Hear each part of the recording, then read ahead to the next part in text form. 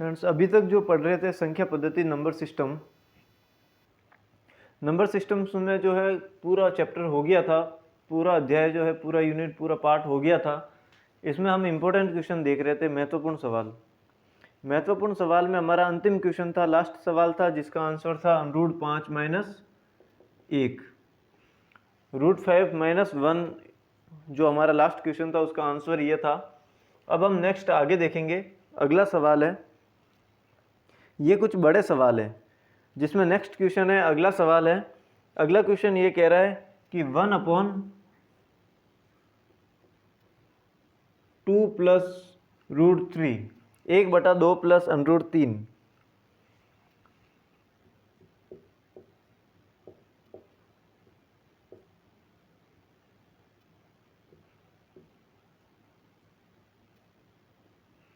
ठीक है, अगला सवाल ये कह रहा है 2 + √3 का परिमेयकरण कीजिए। परिमेयकरण किसका करना है? हर का, डिनोमिनेटर का, नीचे वाली संख्या का परिमेयकरण करना है। तो नीचे वाली संख्या का परिमेयकरण करने के लिए हम क्या करेंगे, इसमें इसका जो संयुग्मी होगा, संयुग्मी से हम ऊपर और नीचे दोनों तरफ गुणा करेंगे, यानी कि 1/2 + √3, 2 + √3, इसको 2 - √3 से गुणा भी करेंगे और 2 - √3 से भाग भी देंगे। ऐसा करने से हमें क्या है, नीचे अंडरूट का मान जो है, नीचे से अंडरूट हट जाएगा और हमें एक नीचे परिमेय संख्या मिल जाएगी और अंडरूट ऊपर आ जाएगा। तो हर का परिमेयकरण करने के लिए अंश और हर में 2 - √3 से गुणा करने पर, या फिर जो दी गई भिन्न है इसमें 2 - √3 से गुणा और भाग करने पर, ठीक है, या फिर इसको इस पूरे से गुणा करने पर, कैसे भी हम इसको लिख सकते हैं, कैसे भी बोल सकते हैं।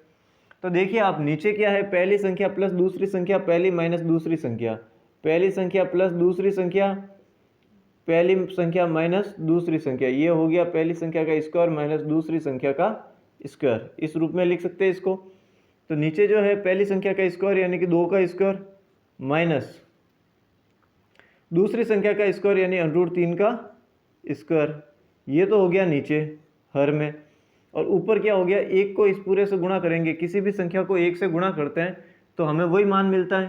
तो ऊपर क्या आएगा, 2 - √3 आएगा।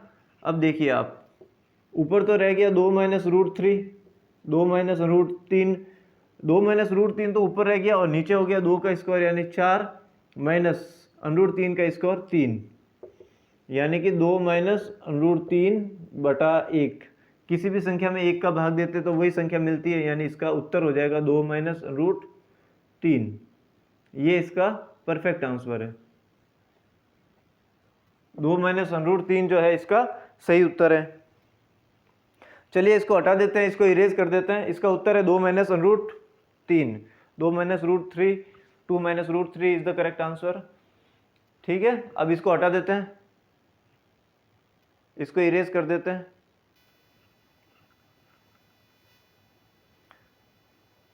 अब देखिए आप, अगला सवाल है, नेक्स्ट क्वेश्चन है, अगला सवाल ये कह रहा है 1/7 - 2 √3। देखिए आप, यहाँ पे इस तरीके से नहीं लिखा हुआ है, यानी 3 का वर्गमूल नहीं है, 3 का स्क्वायर रूट नहीं है, ठीक है, इसमें 2 का 3 से गुणा है, 2 और √3 का जो है मल्टीप्लाई करना है। इस तरीके से सवाल है, 1/7 - 2 √3। इसमें जो है हर का परिमेयकरण करना है, इसमें भी वही क्वेश्चन है, हर का परिमेयकरण करना है, रेशनलाइजेशन करना है, रेशनलाइज करना है। और परिमेयकरण किसका करना है, हर का, डिनोमिनेटर का रेशनलाइजिंग करना है, डिनोमिनेटर को रेशनलाइजिंग, डिनोमिनेटर का जो है रेशनलाइज करना है, यानी कि रेशनलाइजिंग ऑफ डिनोमिनेटर। ठीक है, हर का परिमेयकरण करने के लिए क्या करेंगे, नीचे वाली संख्या से √, हटाएंगे। नीचे वाली संख्या से √, हटाने के लिए क्या करते हैं हम, इसके संयुग्मी से जो है हम ऊपर और नीचे दोनों तरफ गुणा करेंगे। जैसे कि ये संख्या लिखी हुई है 1/7 - 2 √3, ये 2 का √3 से गुणा है, ठीक है ना, 2 √3, इसको गुणा किससे करेंगे, 7 + 2 √3 से, और भाग भी करेंगे 7 + 2 √3 से। ठीक है, आप किसी भी संख्या को 1 से गुणा करेंगे तो वही संख्या मिलेगी, यानी ऊपर ऊपर का गुणा, नीचे नीचे का गुणा। तो ऊपर 1 से गुणा करेंगे तो ये संख्या मिलेगी, क्या मिलेगी, 7 + 2 3 और नीचे जो है a प्लस बी और a माइनस बी, पहली संख्या प्लस दूसरी संख्या, पहली संख्या माइनस दूसरी संख्या, यानी पहली संख्या का स्क्वायर माइनस दूसरी संख्या का स्क्वायर। ओके, तो आप देखिए ऊपर तो हो गया 7 प्लस 2√3, 7 प्लस 2√3 और नीचे हो गया 7 का स्क्वायर यानी 49, 49 माइनस का माइनस 2 का स्क्वायर हो गया 4 इंटू √3 का स्क्वायर हो गया 3। ठीक है, तो ऊपर तो हो गया 7 प्लस 2√3 और नीचे हो गया 49 माइनस 12, 49 माइनस 12, यानी कि ऊपर तो हो गया 7 प्लस 2√3 और नीचे हो गया 37। 49 में से 12 गए, सब्ट्रैक्शन करना है, घटाना है, तो 37 हो गया। तो इसका सही आंसर क्या होगा? सही उत्तर होगा 7 प्लस 2√3 बटा 37, ये इसका सही उत्तर होगा, ये आंसर है इसका।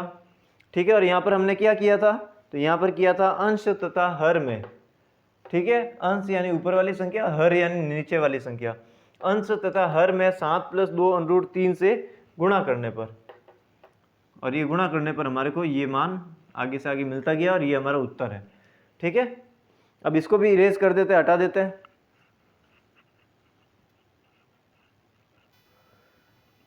ठीक है फ्रेंड्स, नेक्स्ट जो अगला क्वेश्चन है, अगला सवाल है, अगला सवाल ये कह रहा है 2√2 प्लस 5√3 और √2 माइनस 3√3। कहने का अर्थ ये है कि 2√2 प्लस 5√3 और 2√2 प्लस 5√3 और √2 माइनस 3√3 को जोड़िए, यानी इन दोनों को जोड़ना है। किस किस को जोड़ना है?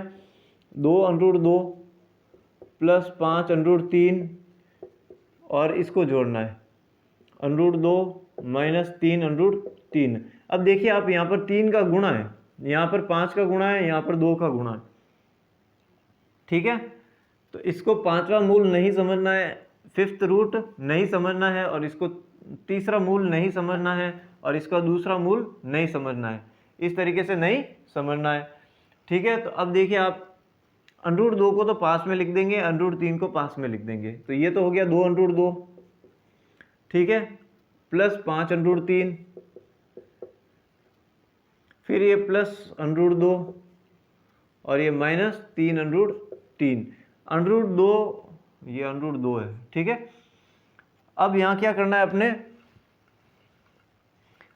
2√2 और 1√2, 2√2 और √2, ये हो गया 3√2। फिर यहाँ पे 5√3 में से 3√3 गए, हम यहाँ पे सब्ट्रैक्शन करेंगे तो यहाँ पे 5 में से 3 गए, यानी कि 2√3 और बड़ी संख्या वाला निशान लगा देंगे, तो ये आंसर है। इसका क्या उत्तर है? 3√2 प्लस 2√3, 3√2 प्लस 2√3, ये इसका सही उत्तर है। इसको भी हटा देते हैं।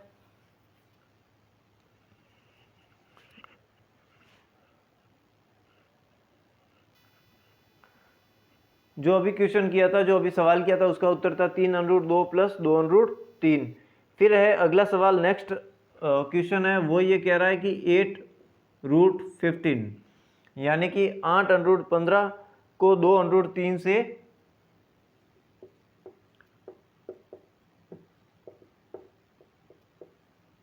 भाग दीजिए, यानी 8√15 को 2√3 से भाग दीजिए। 8√15 में भाग किसका देना है? 2√3 का। 8√15 में भाग देना है 2√3 का। ठीक है, अब देखिए आप 15 को लिख सकते हैं 3 × 5। ठीक है, तो 8 तो है ही है, इसका गुणा किससे होगा? √ का 3 × 5, 15 हो गया। अब बटा में क्या है? 2√3। अब देखिए आप, √ में अंदर है तो उसको बाहर भी लिख सकते हैं। 8 तो है ही है, इसका गुणा किससे? √3 से और √5 से। अब देखिए आप, इन दोनों का गुणा है तो √ में अंदर लिख सकते हैं, 5 × 3 यानी 15। ठीक है, और यहाँ पर 2 का गुणा है √3 से। अब देखिए आप, √3 से तो √3 कट गया, 2 का कट गया 4 बार, 2 का कट गया 1 बार, 2 का कट गया यहाँ पर 4 बार। ठीक है, तो सही उत्तर क्या है? 4 को √ 5 से गुणा करेंगे तो 4 √ 5। 4√5 ये इसका सही उत्तर है। 4√5 जो है इसका सही उत्तर है। इसको भी हटा देते हैं।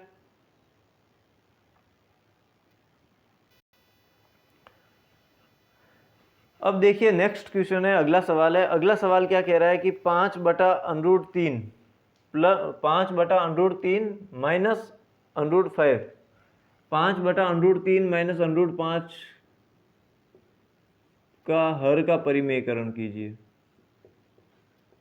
रेशनलाइजिंग ऑफ डिनोमिनेटर, हर का परिमेयकरण करना है, यानी नीचे से अंडरूट हटाना है। ठीक है, तो नीचे से अंडरूट हटाने के लिए क्या करेंगे, इसका जो संयुग्मी है उससे गुणा और भाग करेंगे। ठीक है, तो ये क्या संख्या है, 5/√3 माइनस √5, ये सवाल है था ही हमारे पास। तो 5/√3 माइनस √5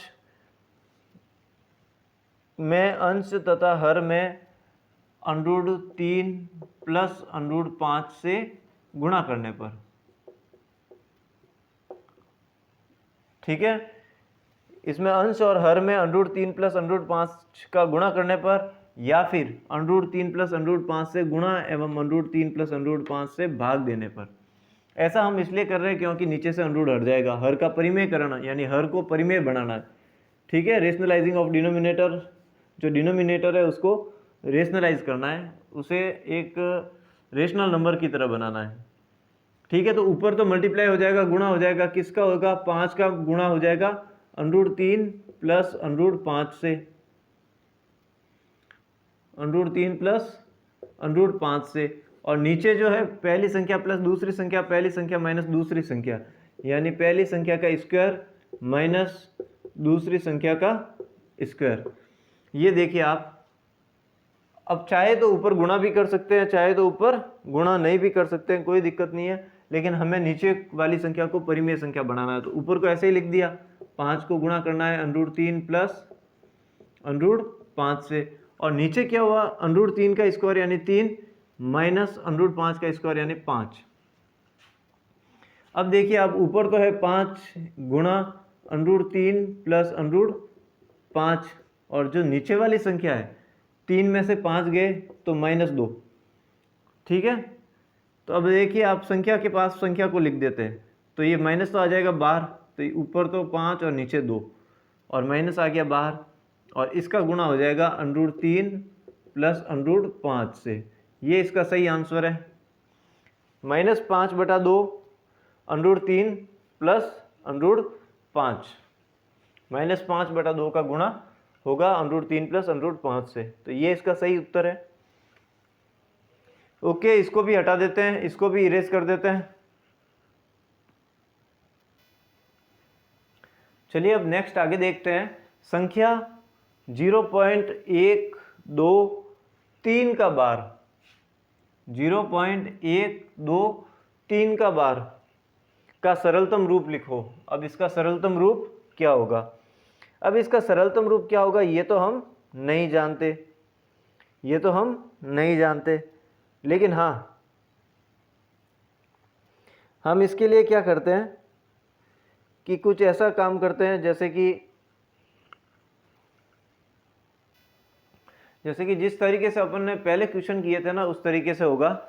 जैसे कि मान लीजिए 0.123 का बार है, ठीक है, 0.123 का बार का मतलब है 0.1233333 डॉट डॉट इस तरीके से।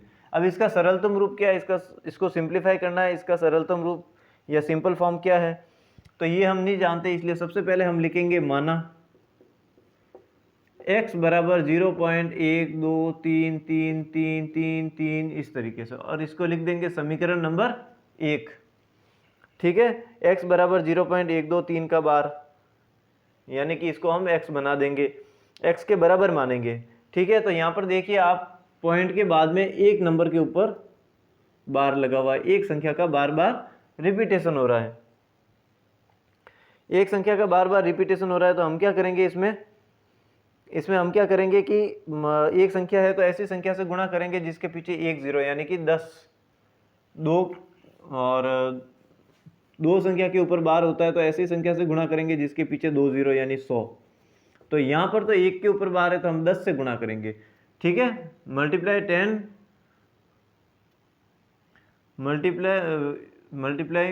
10, सॉरी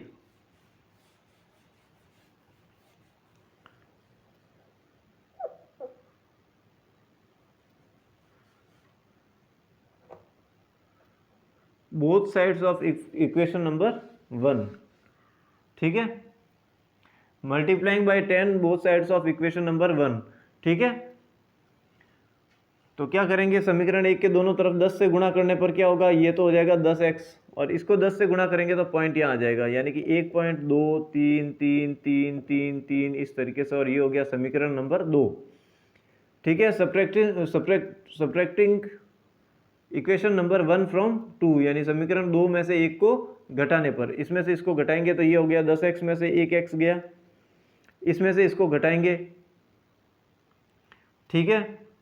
तो आप देखिए 3 में से 3 गया 0, 3 में से 3 गया 0, 3 में से 2 गया 1, 2 में से 1 गया 1, और इधर बच गया 1 में से 0 गया 1, 1.11 क्या बचा, 1.11। अब देखिए आप 10x में से x गया तो ये हो गया 9x बराबर क्या हो गया 1.11, तो x का मान आ गया 1.11/9, यानी कि x का मान पॉइंट हटाएंगे तो नीचे 2 0 हो जाएगा, यानी 111/900।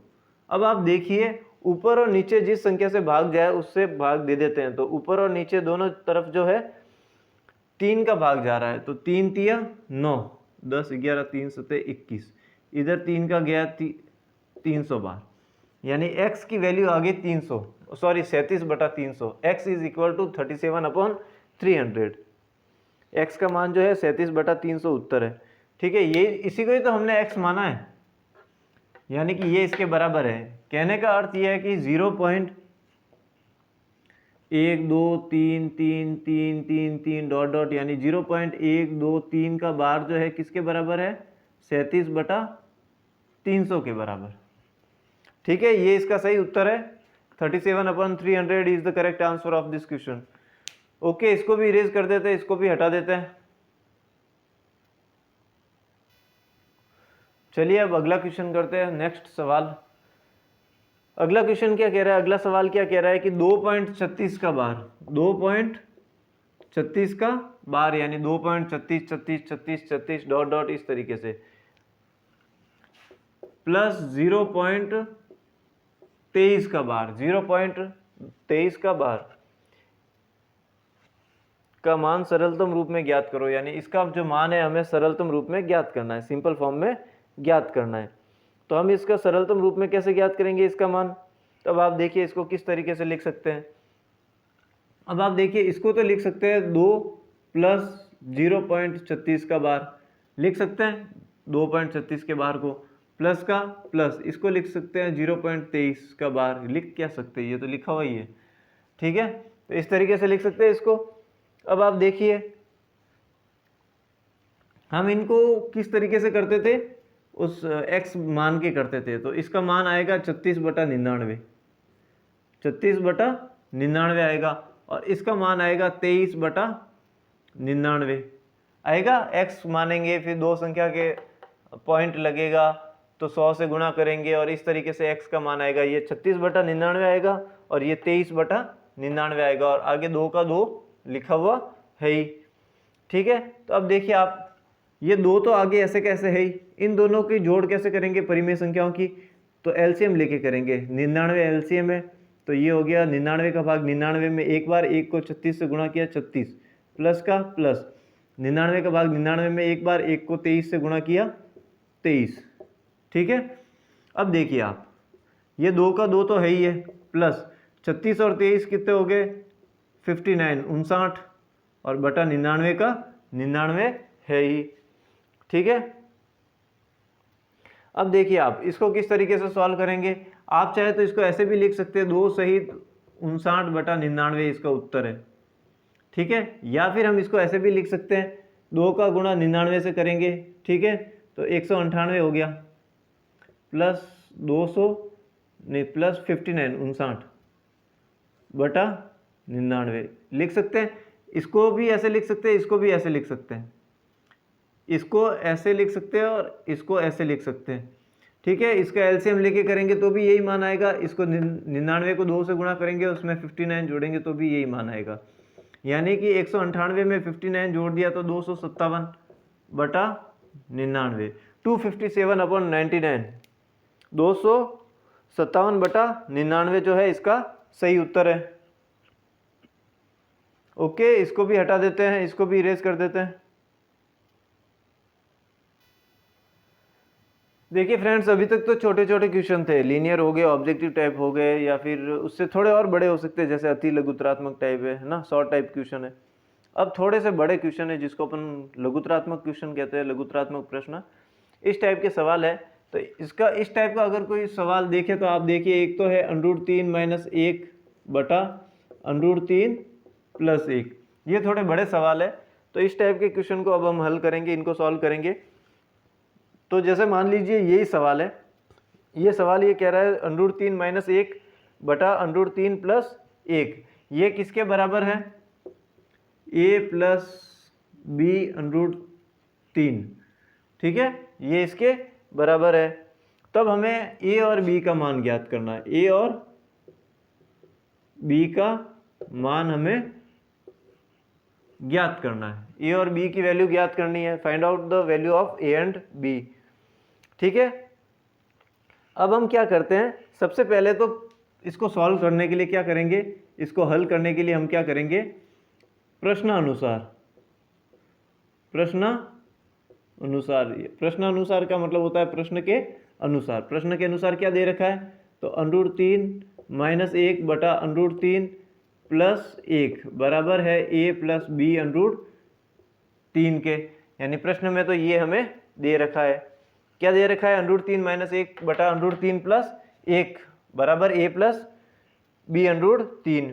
दी गई संख्या में √3 - 1 का अंश व हर में गुणा करने पर, तो दी गई संख्या में √3 - 1 का अंश और हर में गुणा करने पर, तो √3 - 1 बटा √3 + 1, यानी इसका जो है, जो संयुग्मी है, यानी निशान बदलने के बाद जो संख्या मिलेगी उसको अंश और हर में गुणा करने पर, अंश में गुणा करेंगे तो √3 - 1 और हर में गुणा करेंगे तो √3 - 1, कट के मान वही आ जाएगा, लेकिन हम इसको गुणा करने के पीछे हमारा उद्देश्य है कि नीचे से √ हटाना है, ठीक है। इसको सॉल्व कर रहे हैं हम, इसको सॉल्व करेंगे तो इसको इसी से ही गुणा करेंगे, ठीक है। तो इसको इसी से ही गुणा करते हैं, तो पहले तो √3 को पूरे से गुणा करेंगे, √3 को √3 - 1 से गुणा करेंगे, फिर -1 को √3 - 1 वापस इस पूरे से गुणा करेंगे। पहले √3 का गुणा करेंगे पूरे से, फिर -1 का गुणा करेंगे इस पूरे से, और नीचे पहली संख्या प्लस दूसरी संख्या, पहली संख्या माइनस दूसरी संख्या, यानी कि पहली संख्या का स्क्वायर माइनस दूसरी संख्या का स्क्वायर, ठीक है। ये √3 का √3 से गुणा हुआ 3, फिर √3 का -1 से गुणा हुआ तो माइनस का √3, फिर माइनस का 1 को √3 से गुणा किया तो माइनस का √3, माइनस के 1 को -1 से किया प्लस का 1, ठीक है। और नीचे √3 का स्क्वायर यानी कि 3 माइनस 1 का स्क्वायर 1, ठीक है। अब ये देखिए आप, ये तो हो गया 3 माइनस √3 माइनस √3, ये तो हो गया 3 माइनस √3 हो गया माइनस का 2√3 प्लस का 1, यानी ऊपर वाले का मान हमारे पास ये आया है, और नीचे क्या है 3 - 1 यानी कि 2, 3 में से 1 गया 2। अब देखिए आप, √3 - 1 को √3 - 1 से ही तो गुणा किया था, यानी √3 - 1 का होल स्क्वायर, a - b का होल स्क्वायर होता है a² + b² यानी 1 का स्क्वायर 1 माइनस 2√3, यही होता है a² + b² minus 2ab, b तो एक ही है तो 1 लिखने की ज़रूरत नहीं है। तो ये तो हमारे पास मान आया है 3 + 1 माइनस 2√3, यानी इसको होल स्क्वायर फॉर्मूले से भी हमारा मान यही आया, और हमने इसको गुणा किया तब 1 का गुणा पूरे से किया, फिर -1 का गुणा पूरे से किया, तब भी हमारा मान सेम आया। चाहे तो हम इसको होल स्क्वायर फॉर्मूले से कर सकते हैं, a - b का होल स्क्वायर से। अब देखिए आप, यहाँ पर तो है 3 और 1 क्या हो गया 4, माइनस का माइनस, 2√3,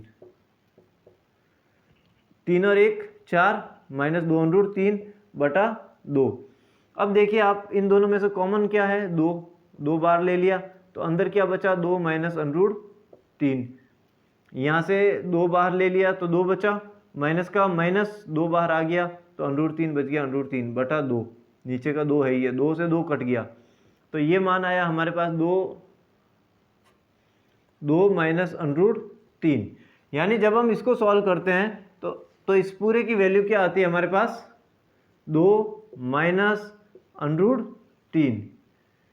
ठीक है, तो और ये किसके बराबर है, a प्लस बी √3 के, इसके बराबर ही है। हमने अभी तक इसी को ही सॉल्व किया है तो इसकी वैल्यू आ गई ये, और ये किसके बराबर है, इसके। देखिए आप उसके बाद में हम यहाँ पर सॉल्व कर रहे हैं, पहले तो ये सॉल्व किया, इसी को ही सॉल्व किया, ठीक है, तो ये यहाँ तक आया, यानी कि इसका मान आया ये, और पीछे बराबर में ये था ही, उसको ऐसा कैसे लिख दिया। ठीक है, ये बराबर में ये चल रहा है इस तरीके से, ये वाला। ठीक है, लेकिन हम इसको सॉल्व करते गए और इसको छोड़ दिया, तो इस बार वापस इसको पकड़ लिया, यहाँ से इसका हल यहाँ पे आ गया और ये हो गया। अब देखिए आप तुलना करो, कंपेयर करो, तो a का मान हो गया 2, a की वैल्यू क्या हो गई 2, और यहाँ पे b √3 का तो √3 यूं का यूं है, तो b का मान क्या आ गया, -1, b का मान आ गया -1। हमें यही पूछा था कि find out the value of a and b, a और b का मान ज्ञात करो, तो a का मान है 2, b का मान है -1,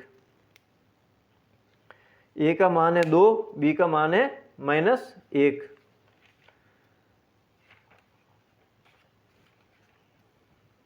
चलिए इसको भी हटा देते हैं, इसको भी इरेज कर देते हैं।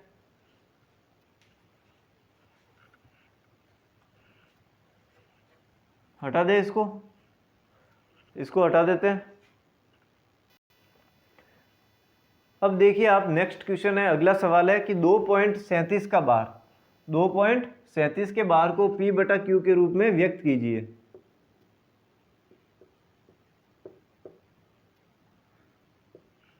दो 2.37 के बार को P/Q के रूप में व्यक्त कीजिए, जहां पर P और Q कोई पूर्णांक है, इंटीजर है, और Q is not equal to 0, यानी Q जो है नीचे वाली संख्या 0 नहीं है।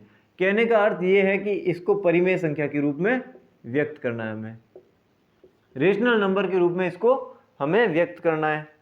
ठीक है, express as a rational number of this number. Okay, तो इसको जो है परिमेय संख्या के रूप में व्यक्त करना है। तो इसके लिए हम क्या करते हैं, इसका हल क्या करेंगे, सॉल्यूशन क्या करेंगे, तो जिस तरीके से हमने पहले क्वेश्चन किया है एज इट इज वैसे ही सवाल करना है। तो ये देखिए, हमें ये पता नहीं है कि ये किस फॉर्म में रहेगा, लेकिन हम इसको एक काम कर सकते हैं, माना x बराबर 2.37 का बार, ठीक है, let x is equal to 2.37 का बार, ठीक है, द बार ऑफ 0.37। अब देखिए आप, माना कि x बराबर 2.37 का बार, यानी कि x जो है वो क्या है, 2.37 37 37 37 37 37 डॉट डॉट डॉट, और ये हो गया समीकरण नंबर 1, इक्वेशन नंबर 1। अब देखिए आप, पॉइंट के बाद में 2 अंकों के आगे बार लगा हुआ है, ठीक है, 2 अंकों के बाद में बार लगा हुआ है, 2 अंकों के ऊपर एक ऐसा खंड है, एक वॉल है जिसके ऊपर बार लगा हुआ है, तो 2 नंबर है, तो ऐसी संख्या से गुणा करेंगे जिसके पीछे 2 जीरो है, यानी 100 से। ठीक है, multiplying by 100 the equation number, the both sides of equation number 1। समीकरण 1 के दोनों पक्षों में 100 से गुणा करने पर, तो इसको 100 से गुणा किया 100x, और इसको 100 से गुणा किया तो ये जो पॉइंट है ये 2 संख्याओं के बाद चला जाएगा, यानी कि 237.37 डॉट डॉट डॉट, और ये बन गया समीकरण number 2। Subtracting equation number 1 from 2, समीकरण 2 में से एक को घटाने पर, इसमें से इसको घटाएंगे, तो कैसे घटाएंगे, 100x में से एक x गया, 100x माइनस x, 100x में से एक x गया, बराबर का बराबर। देखिए आप, 237 में से 2 गए तो 235, .37 से 37 कट गए, यानी 0 0 0। पॉइंट के बाद कितने भी जीरो हो कोई फर्क नहीं पड़ता, तो अपन एक जीरो ही रखते हैं। पॉइंट से पहले भी इधर कितने जीरो हो कोई फर्क नहीं पड़ता, ठीक है, तो इसको 235 ही रखते हैं। यानी कि 235 है, 100x में से एक x गया, यानी 99x 99x बराबर 235। तो x की वैल्यू क्या हो गई, 235/99, 235/99। x इज इक्वल टू 235/99, यानी कि x का मान जो है 235/99। और x का मान समीकरण 1 में रखने पर, तो x का मान समीकरण 1 में रखो, x की वैल्यू क्या है 235/99। 235/99 किसके बराबर है, 2.37 यानी कि 2.37 का बार के बराबर है, ठीक है, ये इसके बराबर है। और यही पूछा था कि इसको P/Q के रूप में व्यक्त करो, ठीक है, 2.37 का बार यानी इसको, तो हमने P/Q के रूप में व्यक्त कर दिया है, ठीक है, जहां पर P और Q पूर्णांक है, इंटीजर्स है, और Q is not equal to 0, नीचे वाली संख्या 0 भी नहीं है। तो इसका सही आंसर जो है x इज इक्वल टू 235/99, 235/99, ये इसका सही उत्तर है। चलिए अब इसको भी हटा देते हैं, इसको भी इरेज कर देते हैं। चलिए फ्रेंड्स, अगला सवाल है, नेक्स्ट क्वेश्चन है, √2 को संख्या रेखा पर व्यक्त कीजिए। √2 को संख्या रेखा पर व्यक्त कीजिए। √2 को संख्या रेखा पर हमें व्यक्त करना है, तो कैसे करेंगे, तो अब इसका हल क्या करेंगे, सॉल्यूशन क्या करेंगे। √2 का संख्या रेखा पर प्रदर्शन, √2 का संख्या रेखा पर प्रदर्शन, ठीक है, √2 को संख्या रेखा पर व्यक्त कैसे करेंगे, उसका प्रदर्शन कैसे करेंगे, वो अब हम देखेंगे, ठीक है। अब देखिए आप, जैसे जैसे मैं बोल रहा हूँ वैसा वैसा लिखना भी है, और उसके साथ डायग्राम भी एज इट इज़ वैसे ही बनाते रहना है। तो क्या है, तो देखिए आप, माना कि एक इकाई का मतलब हमने एक कोई भी इकाई ली है, और एक इकाई को हमने माना है 1 सेंटीमीटर। माना कि एक इकाई बराबर 1 सेंटीमीटर, 1 सेंटीमीटर, ठीक है, संख्या पर ax पर 1 सेंटीमीटर की दूरी पर, ये मान लीजिए कोई संख्या रेखा है, क्या है, संख्या रेखा है, ठीक है। तो माना कि एक इकाई बराबर 1 सेंटीमीटर होगा, एक जो इकाई लेंगे वो 1 सेंटीमीटर के बराबर होगी, ठीक है। संख्या रेखा ax पर, मान लीजिए ये संख्या रेखा है ax, तो संख्या रेखा ax पर एक इकाई लेंगे, और एक इकाई 1 सेंटीमीटर के बराबर होगी। तो 1 सेंटीमीटर की दूरी, ax पर 1 सेंटीमीटर की दूरी, 1 सेंटीमीटर की दूरी, ठीक है। तो ax पर जो है 1 सेंटीमीटर की दूरी पर एक बिंदु B लेंगे, एक बिंदु B लेंगे, ये 1 सेंटीमीटर की दूरी है, ठीक है। और जो संख्या रेखा पर A बिंदु 0, जहां पर संख्या रेखा पर A बिंदु 0 को प्रदर्शित करता है, ओके।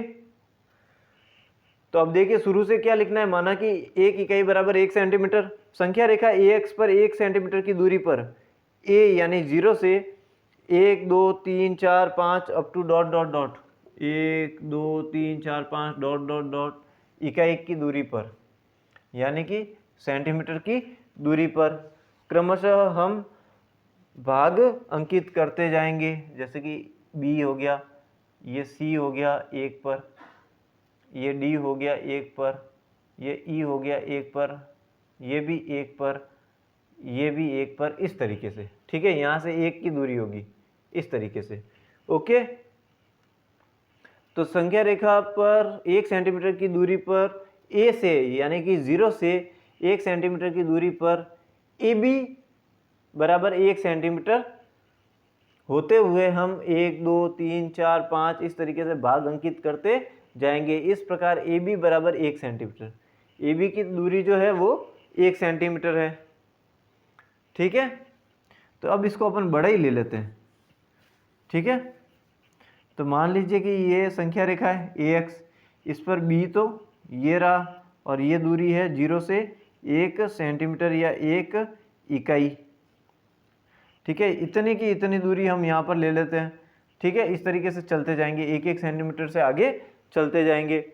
तो माना कि 1 इकाई बराबर 1 सेंटीमीटर संख्या रेखा पर AX पर, संख्या रेखा AX पर 1 सेंटीमीटर की दूरी पर एक बिंदु B लेंगे जो कि A अर्थात 0 से 1 सेंटीमीटर की दूरी पर होगा, और इसी प्रकार क्रमशः आगे बढ़ते जाएंगे, 1 2 3 भाग अंकित करते जाएंगे। इस प्रकार AB बराबर 1 सेंटीमीटर। अब AB के बिंदु B पर प्रकार की सहायता से 90 डिग्री का कोण, प्रकार की सहायता से 90 डिग्री का कोण, 90 डिग्री का एंगल, 90 डिग्री का कोण बनाएंगे। बिंदु B से 1 सेंटीमीटर का लंबा चाप काटेंगे।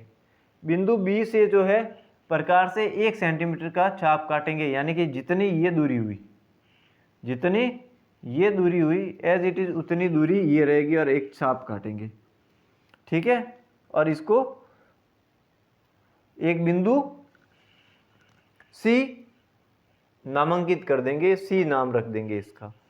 ठीक है, अगर ये 1 सेंटीमीटर है तो ये भी कितनी हो गई, 1 सेंटीमीटर। ओके, बिंदु B पर प्रकार की सहायता से 90 डिग्री का कोण बनाएंगे। बिंदु B से 1 सेंटीमीटर का लंबा चाप काटेंगे जो कि समकोण की भुजा को बिंदु C पर काटता है। इस समकोण की भुजा जो है 90 डिग्री वाले कोण की भुजा को बिंदु C पर काटता है ये चाप, और A व C को मिला देंगे। अब देखिए आप इस चित्र में, ये समकोण त्रिभुज है, राइट एंगल है, और समकोण त्रिभुज कौन सा बना है, त्रिभुज ABC, समकोण त्रिभुज ABC में, समकोण त्रिभुज ABC में, इस समकोण त्रिभुज ABC में ये क्या हो गया, पाइथागोरस प्रमेय से। कौन सी प्रमेय है,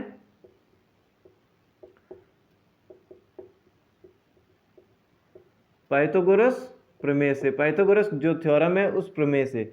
वो प्रमेय क्या कहती है, हाइपोटेनस का स्क्वायर यानी कि कर्ण का स्क्वायर बराबर आधार का स्क्वायर यानी कि बेस का स्क्वायर प्लस लंब का स्क्वायर यानी कि परपेंडिकुलर का स्क्वायर। हाइपोटेनस का square is equal to base का स्क्वायर प्लस परपेंडिकुलर का स्क्वायर। ये एक फॉर्मूला है पाइथागोरस प्रमेय से ही हम ये कर्ण जो है वो निकालेंगे। तो कर्ण क्या है इसका, सबसे बड़ी भुजा 90 डिग्री के सामने AC का स्क्वायर, आधार है 1 सेंटीमीटर यानी कि 1 का स्क्वायर प्लस लंब है 1 का स्क्वायर। ठीक है, अब देखिए आप AC का स्क्वायर क्या हो गया, 1 का स्क्वायर 1, 1 का स्क्वायर 1, 1 और 1 हो गया 2, AC का स्क्वायर हो गया 2। तो समीकरण के दोनों तरफ वर्गमूल लेने पर, ठीक है, दोनों तरफ अंडरूट लेने पर यहाँ पे तो हो गया AC, यहाँ पर तो हो गया AC, और यहाँ पर हो गया अंडरूट लिया तो अंडरूट 2, 2 का अंडरूट हो गया, यानी कि AC हमारे पास क्या आई, अंडरूट 2। पाइथागोरस प्रमेय से हमने इसको सॉल्व किया और AC की वैल्यू आई अंडरूट 2। ठीक है, अब देखिए आप AC की वैल्यू आ गई अंडरूट 2, अर्थात AC की लंबाई बराबर अंडरूट 2 सेंटीमीटर होगी, अंडरूट 2 सेंटीमीटर होगी। पुनः AC लंबाई को प्रकार में भरकर, पुनः AC लंबाई को प्रकार में भरकर बिंदु A से चाप काटेंगे। AC को प्रकार से लेकर, यानी यहाँ पर प्रकार का पॉइंट और यहाँ पर पेंसिल का पॉइंट लेंगे।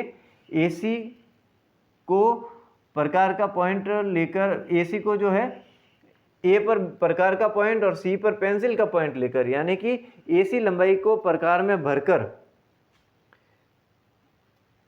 बिंदु A से एक चाप खींचेंगे, बिंदु A से एक चाप खींचेंगे, यानी वृत्त बनाने की कोशिश करेंगे लेकिन पूरा वृत्त न बनाकर एक चाप खींचेंगे। ठीक है, चाप यानी कि आर्क खींचेंगे। ठीक है, चाप खींचेंगे। यह चाप AC, यह चाप संख्या रेखा AC को बिंदु D पर काटता है, इंटरसेक्ट करता है बिंदु D पर। इस प्रकार संख्या रेखा पर जो ये AD है, संख्या रेखा पर जो लंबाई AD है, AD भी अंडरूट 2 होगी, यानी कि ये जो होगी वही √2 ये भी होगी, क्योंकि यहाँ पर एक वृत्त बनाएंगे, एक सर्कल बनाएंगे, और सर्कल बनाएंगे तो ये भी वृत्त की त्रिज्या होगी, ये भी वृत्त की त्रिज्या होगी। चाप जो है एक वृत्त का भाग ही होता है, पार्ट ऑफ सर्कल होता है आर्क। ठीक है, तो ये √2 होगी तो ये भी √2 होगी। कहने का अर्थ ये है कि संख्या रेखा पर जो है AD का मान √2 सेंटीमीटर होगा। ओके, तो AD बराबर √2 सेंटीमीटर, या फिर AD बराबर √2 इकाई, भले आप सेंटीमीटर मानो भले मीटर मानो, यानी कि √2 मीटर होगा, क्योंकि हमने एक इकाई 1 सेंटीमीटर मानी। ये 1 मीटर भी हो सकती है, 1 किलोमीटर भी हो सकती है, तो आप इसको √2 सेंटीमीटर या √2 इकाई भी कह सकते हैं। ठीक है, क्योंकि ये एक इकाई है, 1 सेंटीमीटर है। ओके, तो ये इसका सॉल्यूशन था। क्वेश्चन क्या था कि √2 को संख्या रेखा पर व्यक्त कीजिए, तो √2 का संख्या रेखा पर प्रदर्शन किया है हमने। ओके, जिस तरीके से बोला है उसी तरीके से लिखना भी है इसको साथ में, क्योंकि ये एक थ्योरेटिकल क्वेश्चन है, तो किस किस तरीके से किया है वो भी हमें लिखना है। ओके, तो इसको हटा देते हैं, इसको भी इरेज कर देते हैं, इसको भी हटा देते हैं। ओके फ्रेंड्स, अब है नेक्स्ट क्वेश्चन है, ये भी बड़ा ही है। अगला सवाल जो है वो ये कह रहा है 3.2 का भार, 3.2 का भार को P/Q के रूप में व्यक्त कीजिए, जहां पर P और Q कोई पूर्णांक है, इंटीजर्स है, और जहां पर Q जो है 0 के बराबर नहीं है, यानी कि इसको एक परिमेय संख्या P/Q के रूप में हमें व्यक्त करना है। P/Q के रूप में प्रदर्शित कीजिए जहां पर P और Q कोई पूर्णांक है और Q is not equal to 0, Q 0 के बराबर नहीं है। और किसको P/Q के रूप में लिखना है? 3.2 का भार। देखिए आप, ये भी पिछले क्वेश्चन की तरह ही थे जो पहले किए थे, उसी तरीके से इसका सॉल्यूशन भी वैसे ही होगा जैसा उनका हुआ था। ठीक है, तो अब इसका सॉल्यूशन कैसे करेंगे, इसको सॉल्व कैसे करेंगे, इसका हल क्या होगा? तो सबसे पहले हम करेंगे माना x के बराबर है 3.2 का भार, x बराबर 3.2 का भार, यानी कि x जो है वो 3.222222 डॉट डॉट डॉट इस तरीके से, और इसको मान लिया समीकरण नंबर 1, इक्वेशन नंबर 1। अब देखिए आप, पॉइंट के बाद में एक संख्या का रिपीटेशन हो रहा है, एक सिंगल डिजिट का ही बार बार रिपीटेशन हो रहा है, तो हम ऐसी संख्या से गुणा करेंगे जिसके पीछे एक जीरो है, यानी 10। ठीक है, multiplying by 10 the both sides of equation number 1, समीकरण 1 के दोनों पक्षों में 10 से गुणा करने पर, तो इसको 10 से गुणा किया 10x, इसको 10 से गुणा किया तो 10 के पीछे एक जीरो होता है, तो एक संख्या के बाद पॉइंट आगे खिसक जाएगा, यानी कि 32.222 डॉट डॉट डॉट इस तरीके से, और ये बन गया समीकरण नंबर 2, इक्वेशन नंबर 2। ओके, दोनों पक्षों में 10 से गुणा करने पर बन गया 32.2222 डॉट डॉट डॉट।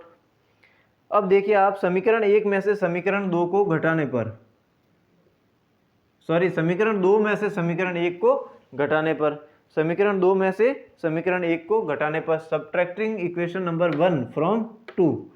ठीक है, समीकरण 2 में से 1 को घटाइए तो यानी कि 10x में से 1x गया, इधर 32.2222 डॉट डॉट डॉट में से 3.2222 डॉट डॉट डॉट लेस हो गया। ठीक है, सब्ट्रैक्ट करेंगे, घटाएंगे, बाकी करेंगे। ठीक है, 10x में से 1x गया तो क्या बचा? 9x बराबर 32 में से 3 गया 29, 29, 29 के बाद में 30, 31, 32, और पॉइंट के बाद दो में से पॉइंट के बाद दो कैंसिल हो गए, यानी कि पीछे जीरो, पॉइंट के बाद कितने भी जीरो लगाओ मान में परिवर्तन नहीं आता है, वैल्यू में कोई चेंज नहीं होता है। ठीक है, तो x की वैल्यू क्या आई? x का मान आया 29/9। x का मान समीकरण 1 में रखने पर, x की जगह आप समीकरण 1 में x की जगह 29/9 लिखो, क्योंकि ये 29/9 के बराबर है, तो x की जगह क्या लिखेंगे? 29/9 किसके बराबर है? ये 3.2222 डॉट डॉट डॉट, यानी कि 3.2 का बार के बराबर है। यही हमें बोला गया था 3.2 का बार, यानी कि इसको, ये इसके बराबर ही है, यानी कि इसको P/Q के रूप में व्यक्त कीजिए। ये हमने P/Q के रूप में लिख दिया।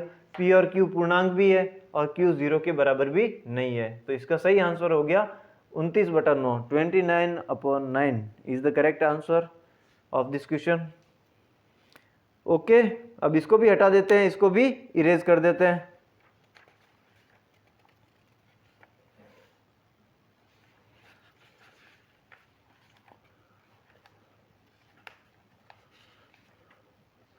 इसको भी हटा देते हैं, इसको भी इरेज कर देते हैं। अब देखिए दोस्तों, फ्रेंड्स, नेक्स्ट क्वेश्चन जो है, अगला जो सवाल है वो ये कह रहा है कि नीचे दिए गए कथन सत्य है, नीचे दिए गए कथन सत्य है या फिर असत्य है। ठीक है, the following statements are true और फॉल्स। जो नीचे दिए गए कथन जो है सत्य है या असत्य है, कारण के साथ अपने उत्तर देने हैं, रीजन भी हमें बताने हैं। तो सबसे पहला क्वेश्चन है, प्रत्येक पूर्ण संख्या एक प्राकृत संख्या होती है। प्रत्येक पूर्ण संख्या एक प्राकृत संख्या होती है। ठीक है, क्वेश्चन क्या कह रहा है, every whole number is a natural number. अब देखिए आप, प्रत्येक पूर्ण संख्या कौन सी होती है, होल नंबर कौन सी होती है, 0 1 2 3 4 5 6 डॉट डॉट डॉट, 0 1 2 3 4 5 6 7 8 9 आगे चलती रहेगी। और प्राकृत संख्या क्या होती है, 1 2 3 4 5 6 7 इस तरीके से चलती रहेगी। ठीक है, तो सवाल ये कह रहा है, कथन ये है, स्टेटमेंट ये है कि प्रत्येक पूर्ण संख्या, every whole number is a rational number, sorry is a natural number. प्रत्येक पूर्ण संख्या एक प्राकृत संख्या है, प्रत्येक पूर्ण संख्या एक प्राकृत संख्या है। ये तो प्राकृत संख्या है, लेकिन क्या ये प्राकृत संख्या है, तो ये कथन गलत है। Every whole number is not natural number, only 1 to continue up to infinite is natural number. एक से लगाकर अनंत तक चलेंगे आगे तो सारी प्राकृत संख्या मिल जाएगी, क्योंकि प्राकृत संख्या एक से शुरू हो रही है, लेकिन 0 एक प्राकृत संख्या नहीं है। तो ये दिया गया कथन जो है असत्य है। दिस स्टेटमेंट इज रॉन्ग और फॉल्स, कुछ भी कह सकते हैं। दिया गया कथन असत्य है, this statement is false. Okay, तो दिया गया कथन असत्य है क्योंकि 0 एक पूर्ण संख्या है, क्योंकि 0 एक पूर्ण संख्या है। 0 is a whole number but that is not natural number, क्योंकि 0 एक पूर्ण संख्या है लेकिन प्राकृत संख्या नहीं है। क्योंकि 0 एक पूर्ण संख्या है परंतु प्राकृत संख्या नहीं है। ओके, चलिए फ्रेंड्स, नेक्स्ट स्टेटमेंट है, अगला सवाल है, इसी में ही है, प्रत्येक पूर्णांक एक परिमेय संख्या होता है। प्रत्येक पूर्णांक एक परिमेय संख्या होता है या फिर एक परिमेय संख्या है। Every integer is an rational number, every integer is a rational number. ठीक है, प्रत्येक पूर्णांक एक परिमेय संख्या है। अब देखिए आप, पूर्णांक क्या होता है, every integer is a rational number. पूर्णांक क्या होता है, 0 से शुरू करेंगे, प्लस वाले सारे नंबर्स और माइनस वाले सारे नंबर्स पूर्णांक होते हैं, इंटीजर्स होते हैं। जैसे 0 1 2 3 -1 -2 -3, तो ये जितने भी पूर्णांक होते हैं वो परिमेय संख्या है। परिमेय संख्या का मतलब P/Q के रूप में लिख सकते हैं, और नीचे वाली संख्या 0 नहीं होनी चाहिए। देखिए आप, -3 को लिख सकते हैं, माइनस के 3/1, माइनस को 2 को लिख सकते हैं, -2/1, -1 को लिख सकते हैं, -1/1, 0 को लिख सकते हैं, 0/1, 1 को लिख सकते हैं, 1/1, 2 को लिख सकते हैं, 2/1, 3 को लिख सकते हैं, 3/1। यानी प्रत्येक पूर्णांक जो है उसको हम P/Q के रूप में लिख सकते हैं, यानी प्रत्येक पूर्णांक एक परिमेय संख्या है। All the integers are rational numbers, सारे पूर्णांक परिमेय संख्या है। तो इसका मतलब यह है कि अब इसका उत्तर होगा सत्य। इसका उत्तर क्या होगा, सत्य, यानी कि ट्रू। दिया गया कथन सत्य है क्योंकि प्रत्येक पूर्णांक, ये जितना भी पूर्णांक है, कोई भी मान लो m है, कोई भी संख्या है, उसको m/1 लिख सकते हैं। ठीक है, तो प्रत्येक पूर्णांक m को 1/1 m/1 के रूप में लिखा जा सकता है, इसलिए यह एक परिमेय संख्या है। दिया गया कथन सत्य है क्योंकि प्रत्येक पूर्णांक m को m/1 के रूप में लिखा जा सकता है, इसलिए यह एक परिमेय संख्या है। ओके, इसको भी हटा देते हैं, इसको भी हटा देते हैं। अब देखिए आप, इसका ही नेक्स्ट क्वेश्चन है कि प्रत्येक परिमेय संख्या एक पूर्णांक होती है। देखिए आप, पूर्णांक 0, 1, 2, 3, 4, 0, -1, -2, -3, -4, ठीक है, ये सब पूर्णांक है। तो प्रत्येक परिमेय संख्या एक पूर्णांक होती है। ये तो सब परिमेय संख्या, पूर्णांक को परिमेय संख्या के रूप में लिख सकते हैं, अभी देखा हमने। यानी कि उसमें तो हमने देखा था कि प्रत्येक पूर्णांक एक परिमेय संख्या होती है। यहाँ लिखा हुआ है प्रत्येक परिमेय संख्या एक पूर्णांक होती है। Every rational number is an integer, ठीक है।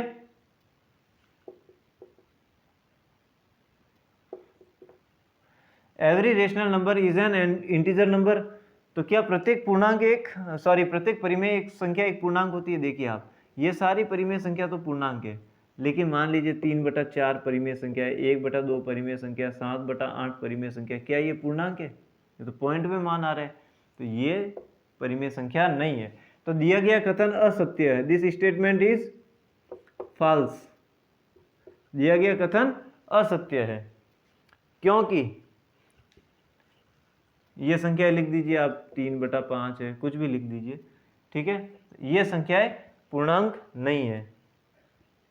दिया गया कथन असत्य है, जैसे 3/5 एक पूर्णांक नहीं है। ओके, प्रत्येक पूर्णांक एक परिमेय संख्या होती है, लेकिन प्रत्येक परिमेय संख्या एक पूर्णांक नहीं होती। All the integers are rational numbers, but all the rational number is not an integer. Okay, इसको भी हटा देते हैं, इसको भी इरेज कर देते हैं।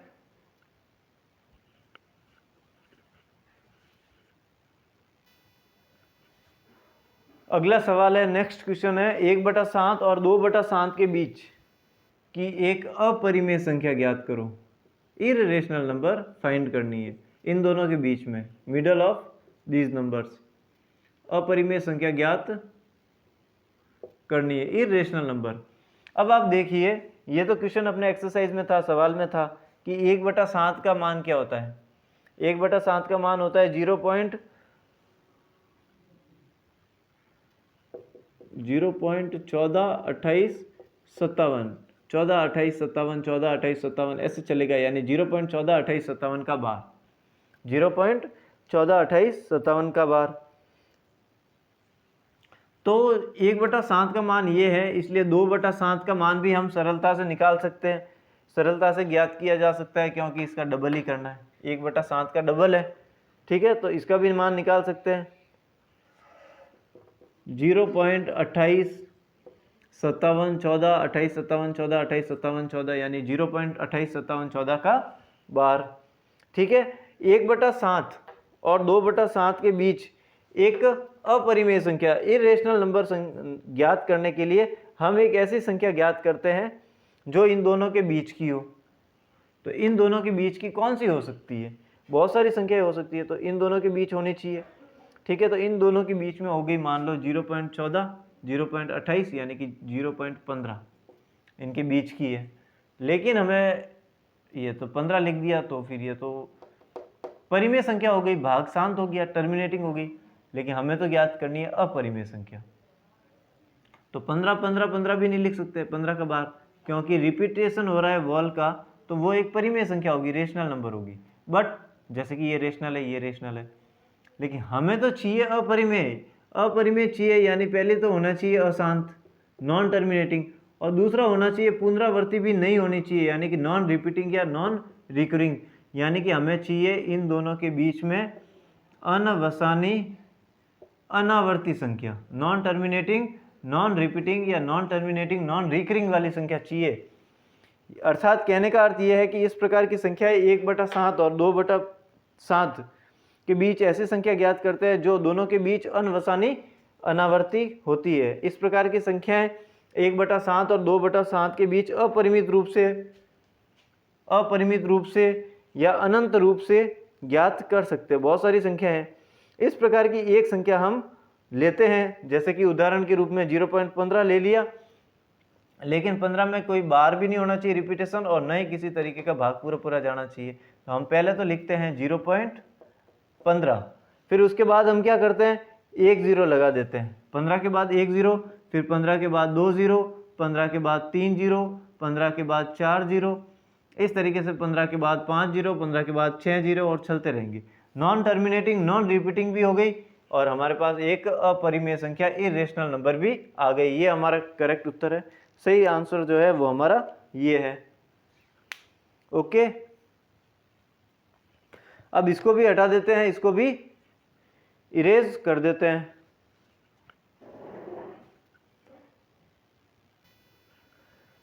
चलिए अब नेक्स्ट देखते हैं, आगे देखते हैं। ये आज का लास्ट क्वेश्चन है, अंतिम जो सवाल है वो ये है कि जांच कीजिए। ठीक है, हमें जांच करनी है। सवाल ये कह रहा है कि जांच कीजिए 7√5 7/√5 √2 + 21 और π-2 अपरिमेय संख्या है या नहीं। अपरिमेय संख्याएं है या नहीं, यानी कि अपरिमेय संख्या यानी कि इरेशनल नंबर है या नहीं, ये हमें जांच करना है।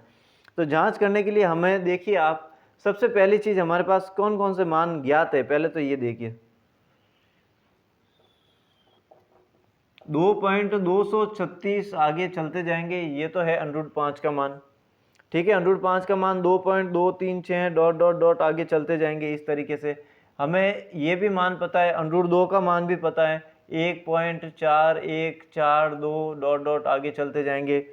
ठीक है, इसके अलावा हमें ये भी पता है, पाई का मान भी पता है, पाई का मान है 3.1415 डॉट डॉट डॉट आगे चलते जाएंगे।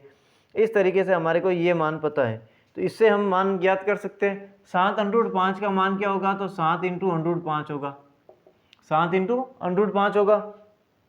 ठीक है, यानी कि 7 × 2.236, 7 × 2.236 डॉट डॉट डॉट डॉट इस तरीके से आगे चलेंगे। √5 का मान ये रहा 2.236 डॉट डॉट डॉट इस तरीके से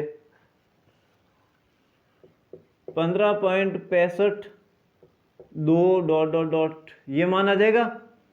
ठीक है, 7 दूना 14 और आगे कुछ आएगा, यानी कि 15.65 समथिंग इस तरीके से आगे आएगा। इसका मान तो हो गया 15.65 डॉट डॉट डॉट आगे चलता जाएगा। यहाँ पर क्या है 7/√5, तो हमें क्या नीचे से अंडरूट हटा देते हैं, भाग देना बहुत मुश्किल होता है। 2.236 का भाग देंगे 7 में, इसलिए हम क्या करते हैं, इसको √5 से गुणा और √5 से भाग कर देते हैं। यानी ये तो हो गया 7/5 और इसका गुणा हो जाएगा √5 से, यानी 7/5 को गुणा करेंगे √5 से। ठीक है, तो अब आप देखिए √5 को इस 7/5 से गुणा करेंगे, तो गुणा करने पर हमारे पास लगभग मान आ जाएगा 3.1304 डॉट डॉट डॉट आगे चलते जाएंगे। ठीक है, 3.1304 डॉट डॉट डॉट आगे चलते जाएंगे। फिर हमारे पास है √2 में 21 को जोड़ना है। √2 क्या है 1.4142 डॉट डॉट डॉट है, इसमें क्या जोड़ना है 21, तो ये उत्तर आ जाएगा 22.4142 डॉट डॉट डॉट इस तरीके से।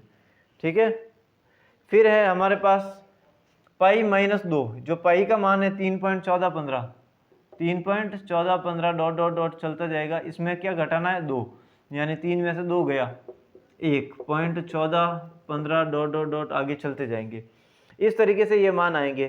तो उपर्युक्त सभी संख्याएं, ये जो संख्याएं हैं इनके जो मान हैं वो ये आए।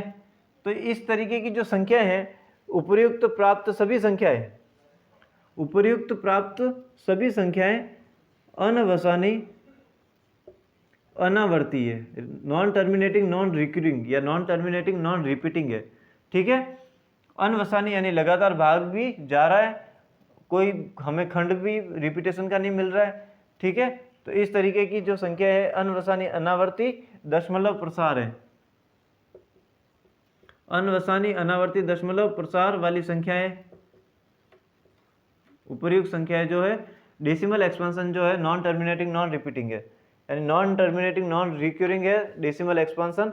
तो उपर्युक्त संख्याएं जो है, उपर्युक्त सभी संख्याएं अनवसानी अनावर्ती दशमलव प्रसार वाली है, अतः ये सभी अपरिमेय संख्याएं हैं, ये सभी अपरिमेय संख्या, all these numbers are irrational number.